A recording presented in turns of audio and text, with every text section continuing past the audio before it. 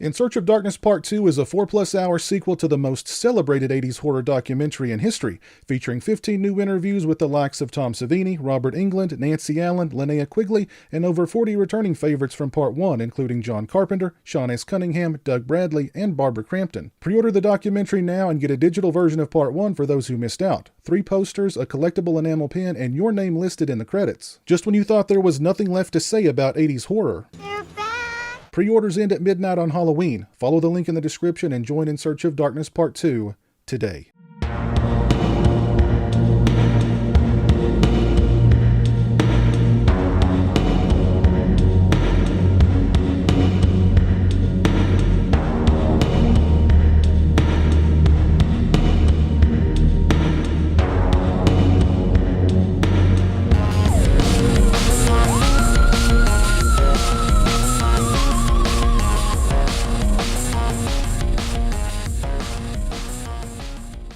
Hey, what's up, people? pizowell here, and I want to draw everyone's attention to this article that was recently posted on thehollywoodreporter.com.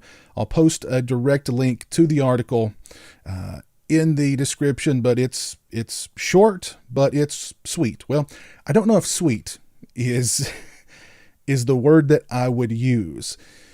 The banner headline pretty much says it all. Amazon argues users don't actually own purchased Prime video content, which cements what people like me have been saying for years and years and years about owning a movie digitally, and how if you own a movie, you can't own a movie digitally. That's a complete fallacy. Whether you've purchased it or not, you don't own it.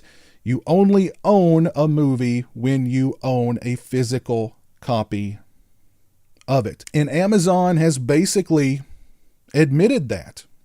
Now, I want to draw your all's attention to this paragraph here. It's in regard to a lawsuit that a lady by the name of Amanda Caudell filed against Amazon for unfair competition and false advertising.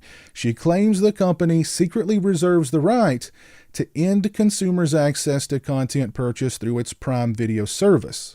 The article goes on, and this is actually in the court document.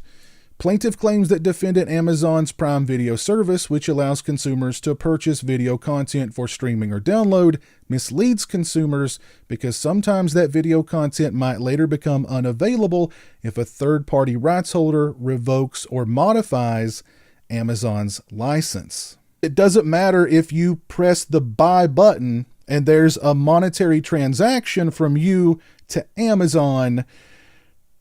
That doesn't mean you've bought the movie. You've more or less rented it. Amazon's rebuttal, or Amazon's legal team's rebuttal, states as follows: the most relevant agreement here, the Prime Video Terms of Use, is presented to consumers every time they buy digital content on Amazon Prime Video.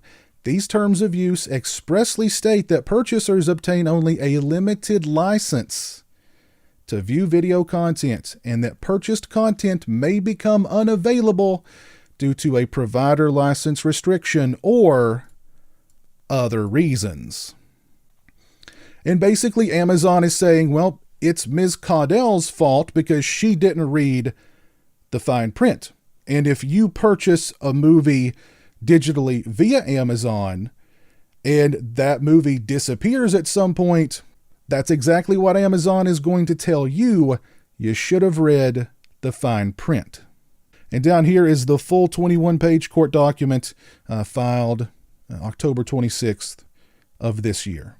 So what you really need to take away from this article and this lawsuit is that Amazon has basically admitted, hey, if you purchase a piece of content from us digitally, and I certainly don't think that it's just limited to purchasing movies digitally. If you purchase music digitally, if you purchase ebooks, all that content could go away, whether you've purchased it or not, because of some change in the license agreement or quote unquote other reasons. So I know that physical media has an expiration date, and that expiration date is rapidly approaching. But this is really scary for anybody who, I look at my own collection of physical media and I imagine, okay, well, what if that was all purchased digitally? And I think, well, hey, I've got 2,500 movies in the cloud somewhere. And then one day I wake up and I've only got 2,000 movies. And maybe a few months later I wake up and now I've only got 1,500 movies. Why? Because there's been some sort of terms of use change, there's been some sort of licensing change, or there's been a quote unquote other reason, and those movies just aren't there anymore. And if I ask for a refund, I'm going to be met with, well, you should have read the fine print, because even though I pressed the buy button and there was a monetary transaction processed, doesn't matter, too bad. You should have read that fine print because you didn't really own that movie digitally. You didn't really own that record digitally. You didn't really own that book digitally. And the thing about licensing agreements that you have to keep in mind is that they all have an expiration date. That's why DVD or Blu-ray releases go out of print, because a distributor only has a license to distribute that title for a certain period of time. And when that period of time is over, they can no longer distribute that title. That's why you have very expensive out-of-print Blu-rays and DVDs on eBay. The same will apply to licensing for a digital platform. So take a look at your physical media collection. How many titles in that collection are now out of print?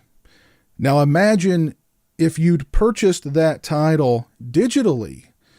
Guess what? That title would no longer be a part of your collection. So look at your shelves of physical media. How many of those releases are now out of print? Start pulling those titles off of your shelves. In the digital realm, that's Amazon, or that's Apple, or that's whoever pulling those titles off of your shelf, your digital shelf, that is, for you. And you have no say in the matter. You're just out that title and the money that you spent on it. Now, take a look at your collection after you've removed all of those out-of-print titles. Look at all that empty space you now have. And another thing to fear, I go back to this quote-unquote other reasons. We all know that those quote-unquote other reasons, they're broadly defined, and there's more reasons being added on a daily basis to censor or to outright remove media that people find harmful, that people find toxic, that people find problematic. And it could be only a matter of time before a piece of media that you've purchased digitally is considered one or all of the above. It's definitely some food for thought here. We are racing toward a time where physical media is going to be more and more difficult to come by. Yes, there is such a convenience to purchasing something digitally and owning it digitally, but again, you don't really own it. And if it's removed from whatever service you purchased it from, Amazon Prime or so on, you really have no recourse because they're going to say, well, you should have read the fine print. I'm really interested to see what you all have to say about this in the comments section below. Again, I'll post a link to the HollywoodReporter.com article, although it is brief and I pretty much went over all of the main details, but there is the entire 21-page legal document there if you want to scan through it.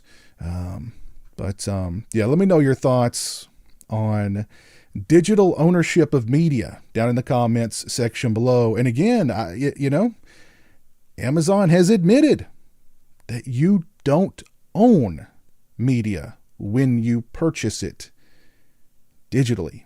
So this video has kind of turned into a rant, which I didn't intend it to be, and it's gone far longer than I had intended it to be also.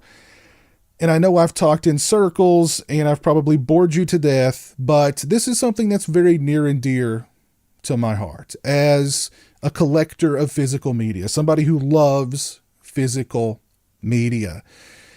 Now is the time, and this is probably our last chance, if it's not already too late, to help sustain the existence of physical media as long as we can. And the only way to do that is to purchase physical media.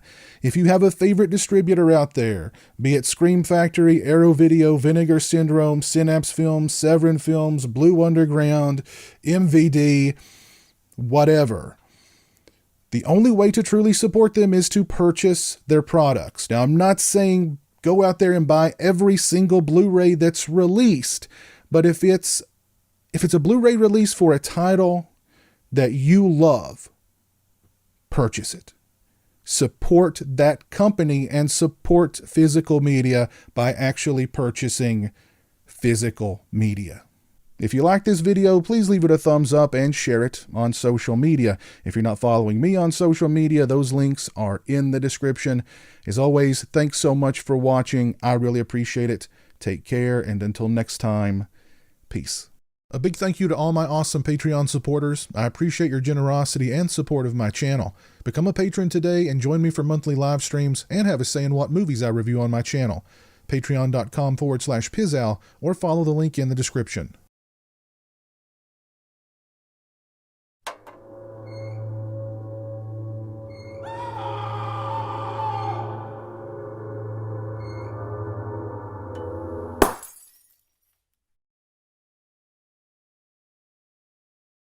Say hello to the internet, Jeremy.